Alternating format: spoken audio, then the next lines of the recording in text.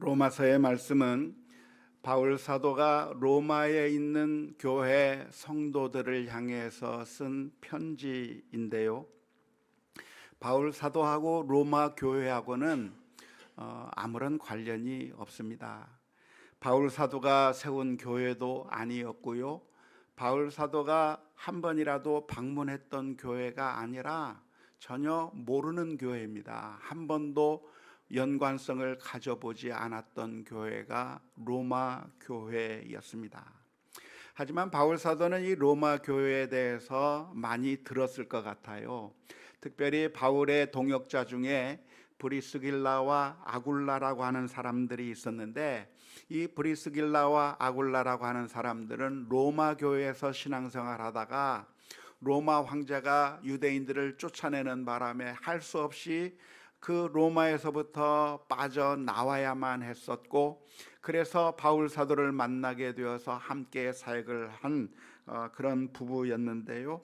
이 브리스길라와 아굴라를 통해서 로마 교회에 대한 소식들을 많이 들었지만, 그러나 정작 로마 교회 성도들하고 바울 사도하고 어떤 직접적인 연관이 전혀 없는 겁니다.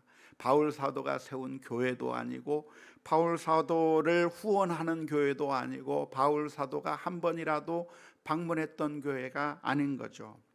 하지만 놀랍게도 바울 사도는 로마서라고 하는 이 편지를 써서 로마 교회에게 보내고 있는데요. 그렇게 보낸 편지가 바로 로마서입니다. 아무런 관련이 없는데도 왜 이렇게 편지를 보내는 걸까요? 이렇게 보낼 수 있는 근거는 무엇일까요? 그것은 한 번도 연관이 없었지만 다 같은 형제 자매이기 때문에 그렇습니다. 예수 그리스도께서 십자가 위에서 못 박혀 죽으심으로 말미암아 피를 흘려 주시고, 그래서 우리를 영원한 죽음 가운데서 살림으로 말미암아 우리는 다 하나님의 가족이 된 거죠.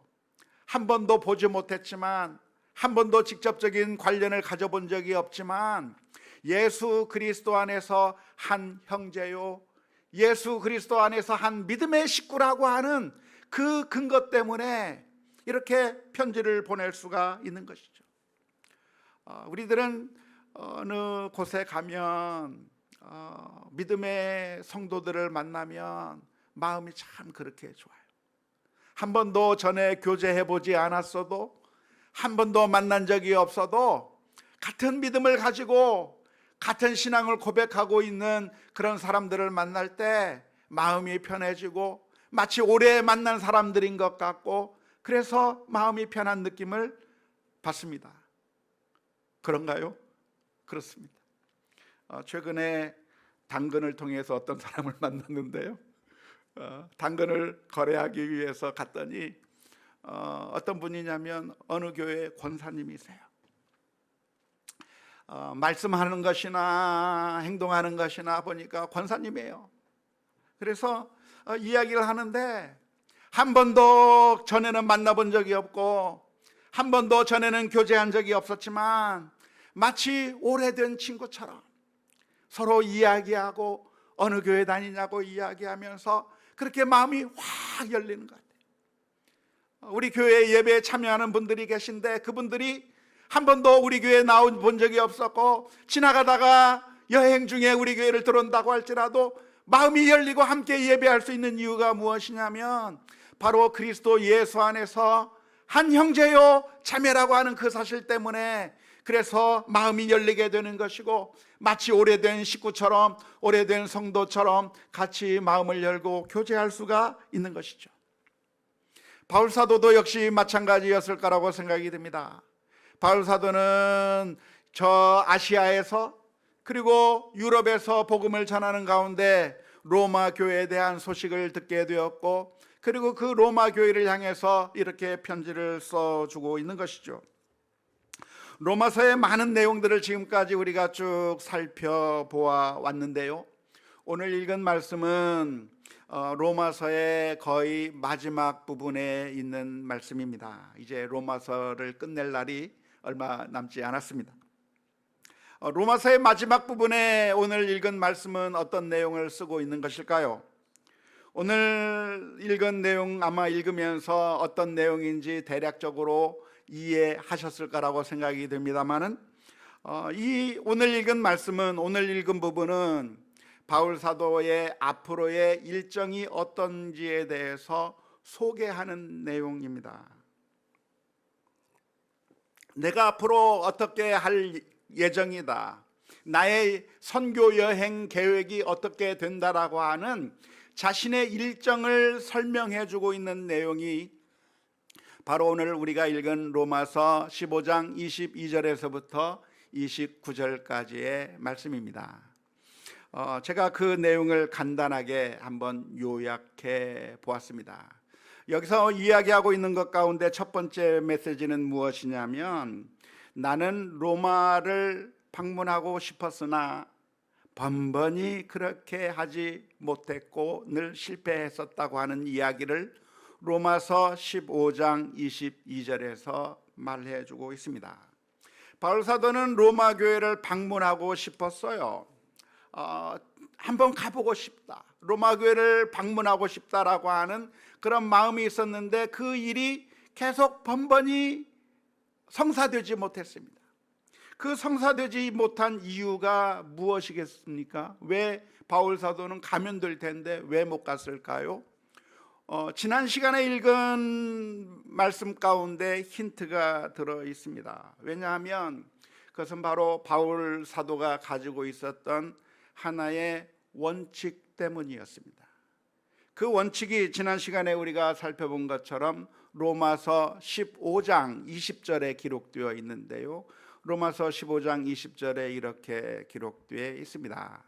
또 내가 그리스도의 이름을 부르는 곳에는 복음을 전하지 않기를 힘썼노니 이는 남의 터 위에 건축하지 아니하려 함이라. 바울 사도의 원칙이 있었어요. 그것은 무엇이냐면, 내가 어디 가서 사역할 것인가, 내가 어디에서 복음을 전할 것인가, 복음이 전해지지 않은 지역에 먼저 가겠다는 것. 이미 복음이 들어간 곳보다는 복음이 들어가지 않은 곳에 먼저 가서 거기서 먼저 복음을 전해야 되겠다라고 하는 하나의 원칙을 가지고 있었습니다. 모든 이 원칙이 오늘날의 모든 사람들에게 다 적용되는 원칙은 아닐 수 있을 것 같아요. 하지만 적어도 바울 사도는 그런 원칙을 가지고 있었던 겁니다. 그래서 복음을 전해야 되는데 이쪽을 갈 것인가 저쪽을 갈 것인가 비교해 보았을 때 여기에는 성도들이 몇 명 있고 여기에는 아무도 없다고 한다면 바울 사도는 어디로 가요? 아무도 없는 곳으로 가는 거예요. 그러니까 바울 사도의 마음 가운데 로마 교회를 방문하고 싶었지만 바로 앞에 전혀 복음을 듣지 못한 마을이 있으면 거기를 먼저 간 거예요. 다음 주에는 로마를 가야지 생각했다가도 다음 주에 보니까 여기에 전혀 복음을 듣지 못한 사람들이 있으면 거기로 가서 복음을 전한 겁니다. 그러니까 바울 사도가 로마를 가고 싶었지만 로마 교회에 가서 거기서 성도들과 교제하면서 거기서 사역을 나누고 거기서 예수님께서 나를 통해서 어떤 일을 하셨는지 함께 은혜를 나누고 싶은 마음이 간절했지만 바울 사도의 마음속에 세우는 자신만의 원칙, 내 원칙이 무엇이냐면 아직 복음을 듣지 아니한 곳에 먼저 가겠다라고 하는 그 원칙 때문에 자꾸만 우선순위에서 로마 교회로 가는 것이 자꾸만 밀려버리게 된 것이죠. 오늘 읽은 본문 말씀에서 하고 있는 두 번째 내용이 무엇이냐면, 그런데 이제는 대부분의 지역에서 복음을 전했기 때문에 스페인으로 가는 길에 너희를 방문하려고 한다라고 하는 것이 로마서 15장 23절의 말씀입니다. 이제는 대부분의 지역에서 복음을 전했기 때문에 이제는 스페인이라고 하는 곳에 가서 거기서 복음을 전하고 싶은데 스페인으로 가는 길에 로마를 거쳐서 스페인을 가기를 원한다고 로마서 15장 23절에 그렇게 기록되어 있습니다. 성경을 보면서 정말 그런가 아닌가 확인하면서 들으시기 바랍니다. 그래서 이제 스페인으로 갈 기회가 생겼으니까 이쪽에서는, 이 그리스 지방에서는, 마게도냐, 아가야 이런 곳에서는 이제 복음을 거의 다 전했기 때문에, 이 지역에서는 내가 복음을 전한 지역이 하나도 없이 다 전했기 때문에 이제는 스페인으로 가서 거기서 복음을 전하고 싶은데, 스페인으로 가는 길에 거기 중간에 무엇이 있습니까? 이탈리아가 있잖아요, 로마가 있잖아요. 그러니까 가는 길에 로마를 들린 다음에 그리고 스페인으로 가고 싶다고 23절에서 표현하고 있는 겁니다. 세 번째는 무슨 이야기를 합니까? 그런데 지금 당장은 예루살렘에 가야 한다는 겁니다. 예루살렘에 가는 일정이 있다. 왜냐하면 마게도냐와 아가야 성도들이 예루살렘 성도들을 위해서 구제헌금을 했는데, 그 구제헌금을 전달하는 그 목적을 가지고 지금 당장은 예루살렘을 가야 한다고 로마서 15장 25절에서부터 27절까지 기록해주고 있습니다. 그리고 네 번째 하고 있는 이야기가 무엇입니까? 그래서 이 일을 마친 후에는, 이방인들에게서 얻은 그 열매를 예루살렘에게 확실하게 전달하고 난 뒤에는 이제는 반드시 로마를 방문할 것이다. 내가 너희들을 방문할 것이다 라고 이야기하면서 그 후에 스페인으로 갈 것이라고 로마서 15장 28절의 말씀 가운데서 기록하고 있습니다. 오늘 읽은 말씀이 어느 정도 이해가 되십니까? 이렇게 해서 바울 사도는 자신의 계획을 간단하게 로마 교회 성도들에게 설명해 주고 있습니다. 한마디로 오늘 본문의 내용을 요약한다면, 내가 스페인으로 가는 길에 너희들을 꼭 방문하고 싶다고 하는 방문 의사를 전달한 것이라고 할 수가 있겠습니다. 그런데 이 말씀 가운데서 아주 특이한 표현 하나가 눈에 들어옵니다. 그것은 바로 로마서 15장 29절에서 표현하고 있는 표현입니다. 로마서 15장 29절에서 뭐라고 표현하고 있냐면, 내가 너희에게 나아갈 때에 그리스도의 충만한 복을 가지고 갈 줄 아노라. 무슨 이야기입니까? 내가 방문하게 된다고 한다면 빈손으로 가는 것이 아니라 그리스도의 충만한 복을 가지고 가겠다라고 이야기를 하고 있는 것 같아요. 이 말씀을 한번 오늘 우리가 집중적으로 생각해 보려고 하고 있는데요, 바울 사도가 이 말을 하고 있는 이유는 무엇일까요? 나는 하나님께로부터 받은 복이 있다. 주님께로부터 받은 복이 있는데 그 복을 내가 가는 곳마다 나누어 줄 수 있다. 그런 의미에서 이런 말을 하고 있는 것일까요? 바울 사도가 하고 있는 말은, 여러분, 내가 누군 줄 아세요? 나는 하나님의 일꾼이에요. 나는 그리스도의 일꾼이에요. 그리고 그 주님께서 내게 맡겨주신 영적인 복이 있어요. 그리스도의 충만한 복이 내게 있는데 그 복을 내가 이곳에서도 나누어 줬고 저곳에서도 나누어 주었고, 내가 가는 곳마다 주님께서 내게 맡겨주신 그 복을 나누어 주었었는데, 이번에 내가 로마에 가는 이유가 무엇인가? 그 복을 여러분들에게도 나누어 주기 위해서 가는 것입니다. 나는 그런 영적인 특권을 가지고 있습니다. 그렇게 이야기하고 있는 것일까요?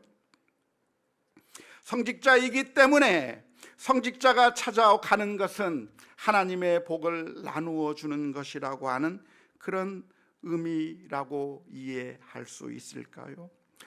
물론 한편으로 생각하면 그럴 수 있을 겁니다. 왜냐하면 하나님의 말씀을 전하는 것이 영적인 복이니까요. 하나님의 말씀을 바로 깨닫고, 그래서 말씀의 사역자가 와서 하나님의 말씀을 제대로 가르쳐 준다고 한다면 그건 복된 것이요, 그것은 정말 좋은 것이라고 이야기할 수 있을 것입니다. 하지만 우리 한국교회 성도들 사이에서는 종종 잘못된 축복관을 가지고 있는 경우가 많이 있습니다. 그것은 무엇이냐면 목회자가 어떤 영적인 권세가 있어서, 일반 성도들과는 다른 영적인 권세가 있어서 그 목회자가 찾아와서 기도해주고 목회자가 찾아와서 축복을 빌어주면, 그러면 그 목회자를 통해서, 성직자를 통해서 내가 복을 받을 수도 있겠다고 하는 그런 생각들을 많이 가지고들 계십니다.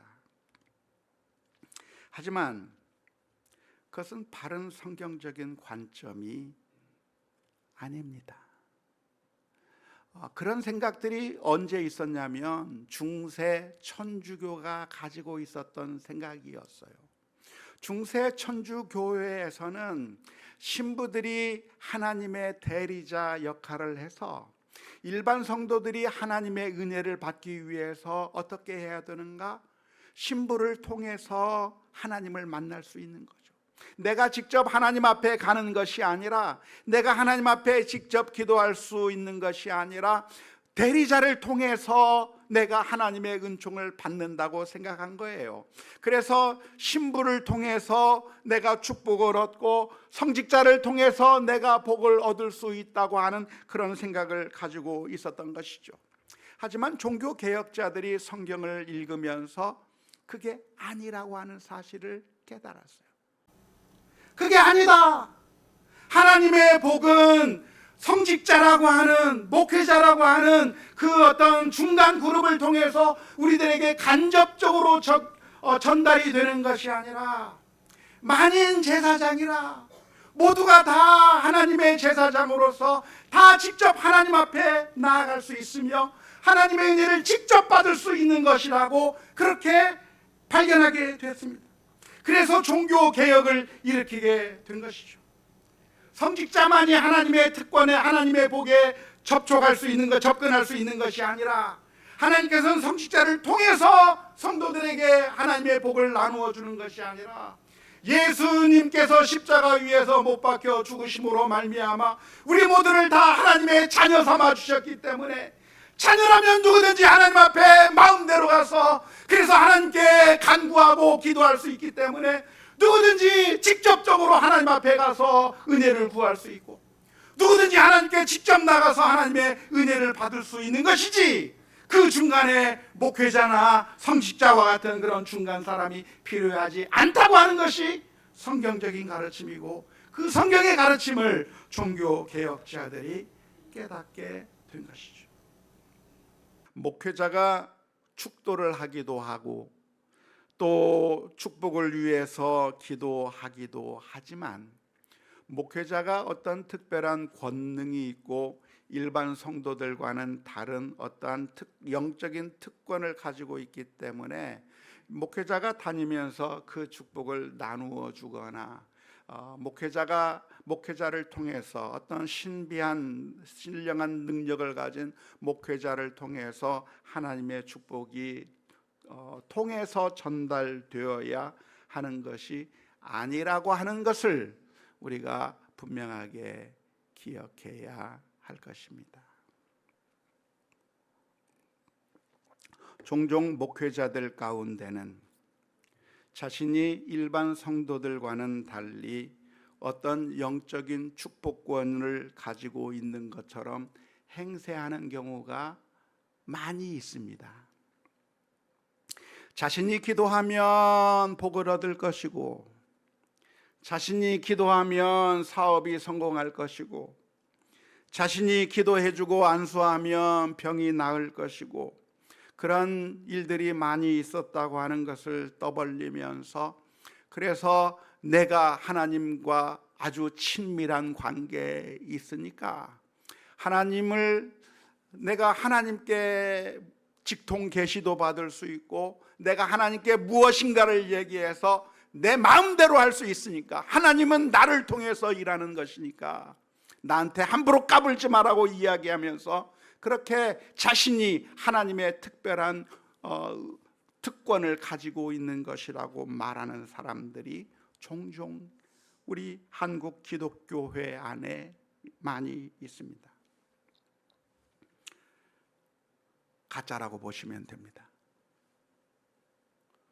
순엉터리 사입이라고 보시면 됩니다. 성경적인 가르침은 무엇인가? 누구나 다 하나님에게 나아가 기도할 수 있어요. 누구나 다 하나님의 은혜를 받을 수 있어요. 하나님의 축복은 사람을 통해서 오는 것이 아니라, 하나님의 축복은 어떠한 특별한 사람을 통해서 전달되는 것이 아니라, 누구를 통해서 전달이 되는 것처럼 보인다고 할지라도 그것의 능력은 사람에게 있는 것이 아니라 하나님에게 있는 것이고, 우리는 하나님께 영광을 올려드려야 되는 것이지, 그 사람을 통해서 무엇인가 기적이 나타나고 그 사람을 통해서 어떠한 축복이 이루어졌다고 할지라도 그 사람을 높이면 안 된다고 하는 것이 성경 전체의 가르침입니다. 그래서 베드로는 성전으로 기도하러 가는 가운데 성전 미문 앞에 앉아서 구걸하던 어떤 걷지 못하던 사람이 있었는데, 나면서부터, 태어날 때부터 걸어본 적이 없는 그 사람을 예수 그리스도의 이름으로, 은과 금은 내게 없거니와 예수 그리스도의 이름으로 일어나 걸으라라고 명령했을 때, 놀랍게도 그 사람이 일어나고 그 사람이 걷게 되는 엄청난 기적이 나타나게 되었을 때, 그 순간에 베드로는 사람들 앞에서 뻐기지 않았습니다. 내가 누군 줄 알아? 내가 이 걷지 못하던 사람을 걷게 만든 그런 능력의 종이야. 내가 불의 사자야. 나한테 잘해. 나한테 까불면 죽어 라고 이야기하면서 수많은 사람들을 겁박하고 자신들 앞에 머리를 숙이게 만든 것이 아니라, 사도행전 3장 12절의 말씀에 보면 이렇게 고백합니다. 베드로가 이것을 보고 백성에게 말하되, 이스라엘 사람들아, 이 일을 왜 놀랍게 여기느냐? 우리 개인의 권능과 경건으로 이 사람을 걷게 한 것처럼 왜 우리를 주목하느냐? 내가 어떤 이야기를 하고 내가 기도를 하고 그래서 무엇인가 변화된 것 같고 기적이 일어난 것 같다고 할지라도 나를 바라볼 것이 아니라 우리는 하나님의 손에 들렸던 지팡이일 뿐이고, 하나님께서 사용하지 않는다고 한다면 아무짝에도 쓸모없는 그런 마른 막대기와 같은 것인데, 하나님께서 역사하셨기 때문에 하나님께 영광 올려드려야 되는 것이지, 사람을 주목하지 말라고 하는 것이 성경 전체의 가르침이라고 하겠습니다. 만일 어떤 목회자가 마치 자신은 어떤 신비한 영적인 능력이 있고, 내가 기도하면 잘 이루어지고 내가 기도하면 응답이 잘 되고 하면서 떠벌리는 목회자가 있다고 한다면, 여러 가지 증거들을 대면서 그렇게 한다고 하면 가짜라고 생각하시고 멀리하는 것이 당연할 겁니다. 그런데 오늘 본문의 말씀을 보면 바울 사도가 하는 말이 이상한 겁니다. 바울 사도가 무슨 이야기를 하고 있습니까? 로마서 15장 19절에 29절의 말씀에, 내가 너희에게 나아갈 때에 그리스도의 충만한 복을 가지고 갈 줄 아노라. 내가 그리스도의 충만한 복을 가지고 가겠다라고 이야기하고 있는 것처럼 보입니다. 그래서 제가 원문이 어떻게 되어 있는가 한번 들여다 봤어요. 그랬더니 원문에 이렇게 되어 있더라고요. 가지고가 아니고 그리스도의 충만한 복 안에서,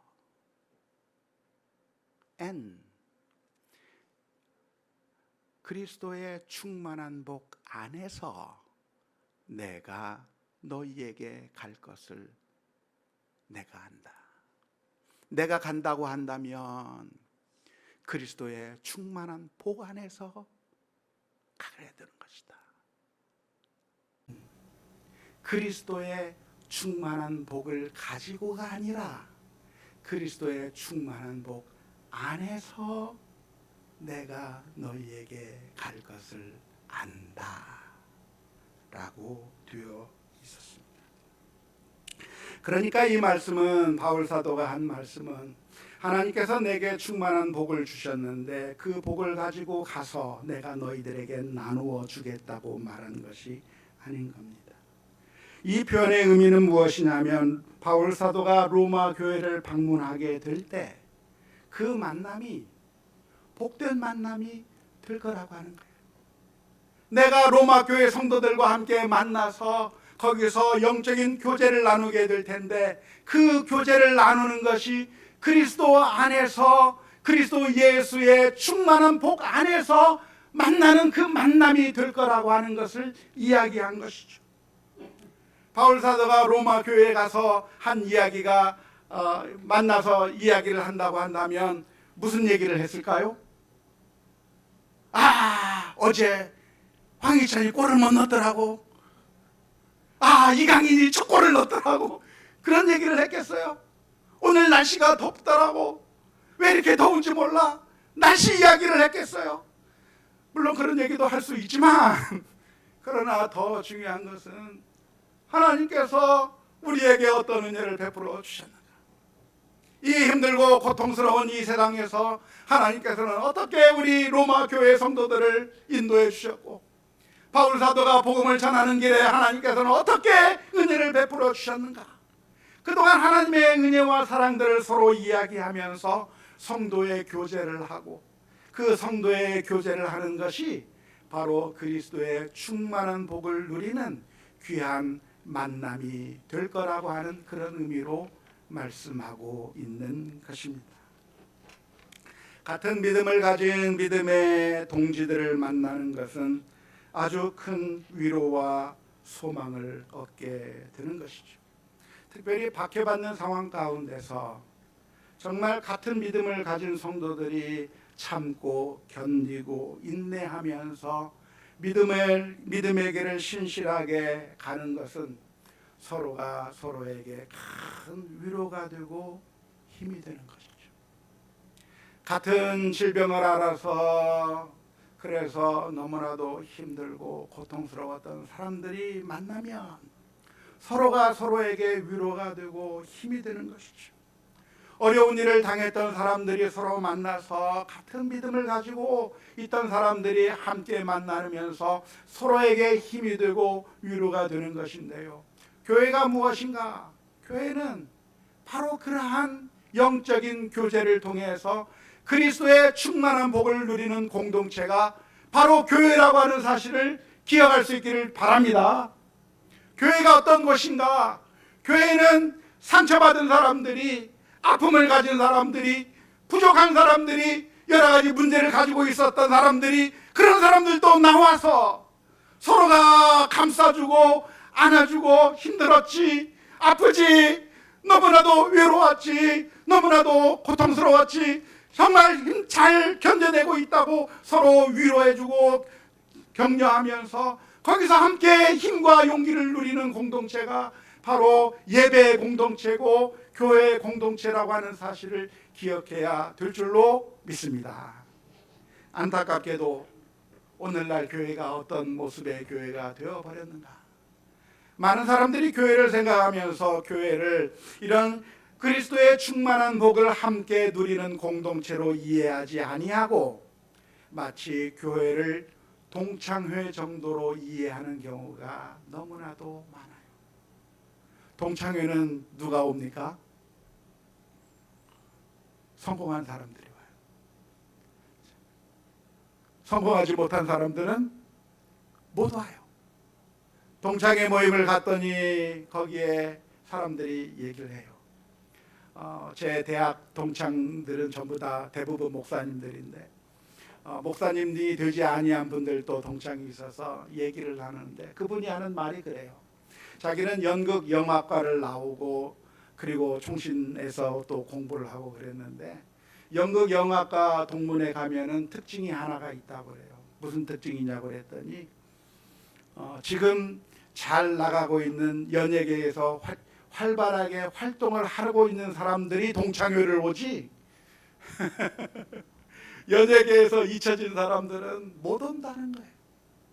같이 연극 활동을 했지만 그냥 그 뒤로 잘 일이 풀리지 않아서 그냥 가게 하는 사람들, 그냥 풀려서 다른 일 하고 있는 사람들은 연극 영화과 동창회에 올 수가 없대요.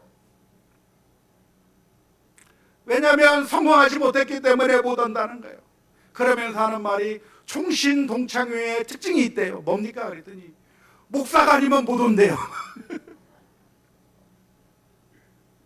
그런데 교회도 동창회가 되어버리는 경우가 많아요. 그래서 내가 잘 나가는 것 같고, 내가 행복한 것 같고, 내가 문제가 없는 것 같으면 신앙생활 잘하다고. 그런데 우리 가정에 좀 어려움이 있으면, 남편과 아내가 싸워서 고통스러우면, 사업에 실패해서 어려움을 겪게 되면, 그러면 교회에 나와 앉아있기가 너무나도 힘들고, 사람들이 나를 실패자로 볼까, 나를 무시하지는 않을까, 나를 조롱의 눈으로 쳐다보지 않을까 두려운 마음에 교회에 나오지 못하는 경우가 많이 있는데, 그건 잘못 생각한 거예요. 교회는 동창회가 아니라 영적인 병원이기 때문에 내 아픔을 가지고 나오는 겁니다. 싸우면 싸울수록 더 나와서 하나님 앞에 위로를 기대해야 되고 기도하며 엎드려야 될 줄로 믿어요.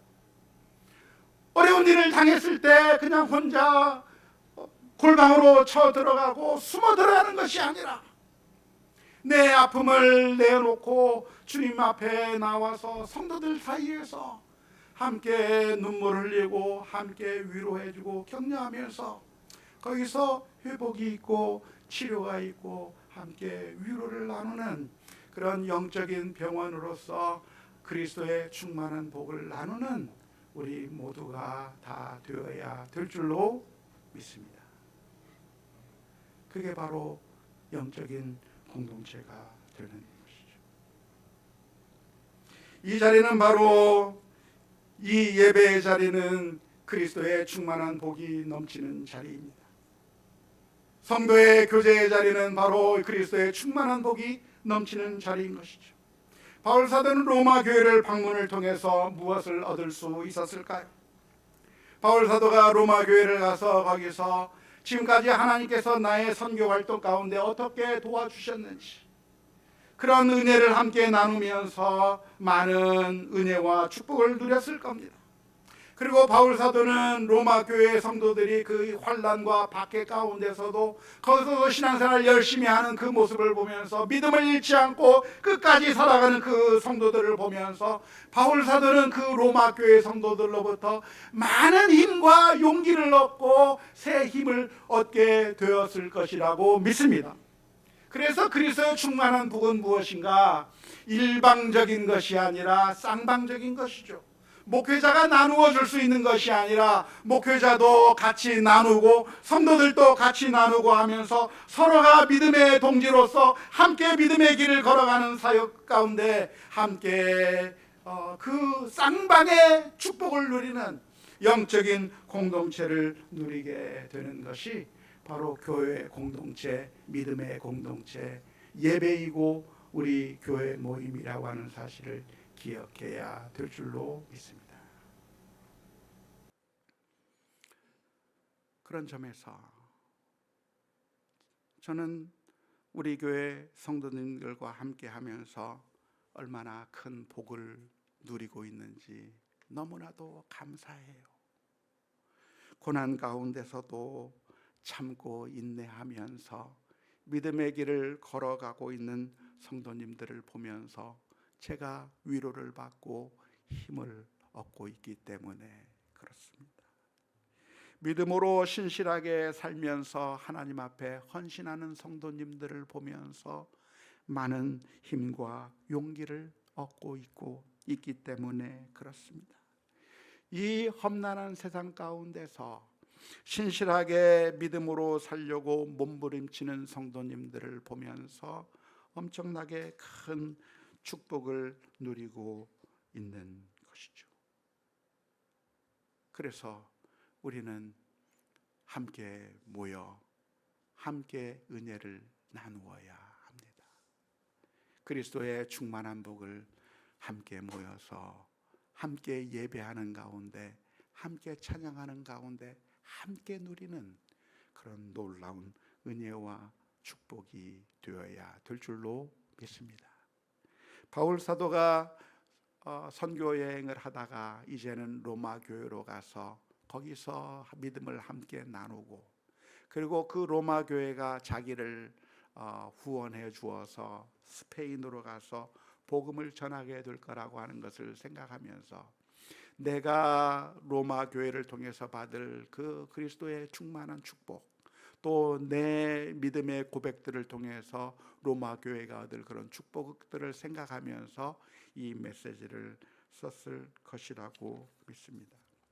원하기는 우리 모두가 믿음의 길을 함께 걸어가는 가운데 함께 기쁨의 능력, 주님께서 우리에게 주시는 그 축복, 우리 예수 비전 교회를 통해서 누리는 그런 엄청난 축복들이 우리 모두에게 있을 수 있습니다. 벌써 우리 교회가 11주년이 다 돼간다고 하는 게 믿어지십니까? 바로 엊그제 같은데, 그 힘들고 어려웠던 시절이 엊그제 같은데 11년 동안 하나님께서 은혜로 우리와 함께 해주신 그 놀라운 사랑과 은혜를 우리가 기억하면서 우리의 기도 제목이 무엇이어야 합니까? 주님, 우리가 하나 되어 서로 사랑하며 그리스도의 충만한 복을 함께 누리는 영적인 아름다운 공동체가 되게 해 주옵소서.